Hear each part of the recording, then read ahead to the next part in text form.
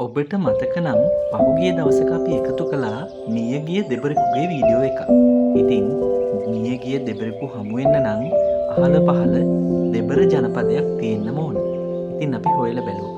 ඔව්, එයාලව අපට හමු වුණා. විශාල කොස් ගහක තියෙන බෙනයක තමයි එයාලා ජීවත් වෙන්නේ.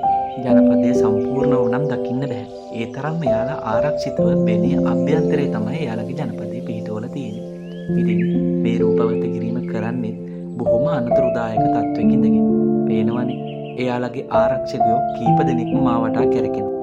ඒ වගේම දොරටුව අසල ඉන්න මැස්සන් ප්‍රමාණය වැඩි වෙන හැටි අපට ඕනුනේ එයාලව රූපගත කර ගැනීමට මිසක් එයාලගේ ජීවන චක්‍රයට හානියක් කරන්න නොවන නිසා අපට කිසිම කරදරයක් එයාලා නම් කරේ නැහැ.